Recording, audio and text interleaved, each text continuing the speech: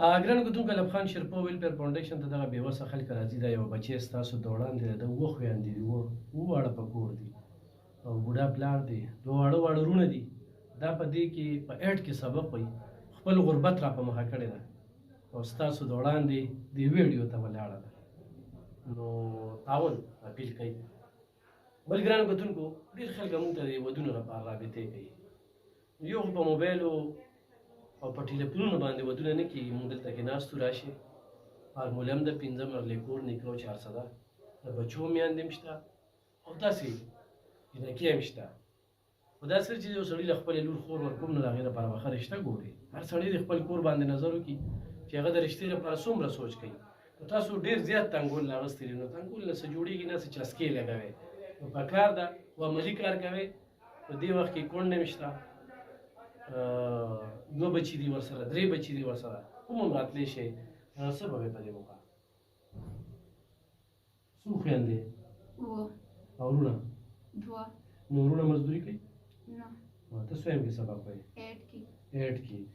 سرکاري سکول کې؟ نو ته خپل تعلیم جاري ساتلی شي؟ څنګه یې جاري ساتي؟ ته چې وایې د غربت د وجې نور پرېږدم، زه وایم هغوی راباندې پرېږدي. هغوی پرېږدي، پیسې نشته. نورې خویندې هغوی وایي؟ ها ټول یې. ته څویم نمبر یې؟ 2. نو دا کیمره کور کې تپوس وکړو چې د کیمرې ویډیو ته رالې خلک ګوري. ها غربت راوستی؟ پلار درته ووایي؟ سپین ږیري دي؟ نور ګټه وټه هم څه ده لکه داسې ووایي؟ پلار مې دغه کور چارې کوي او چې کوي او چې نه. موبایل نمبر دې څه دی؟ 0315 93 98 349. دې ووایه. 0315 93 98 349. ګرانو کتونکو دغه د موبایل نمبر په دغه کور کې 2 خویندې، 2 واړه واړه تنکي وروڼه.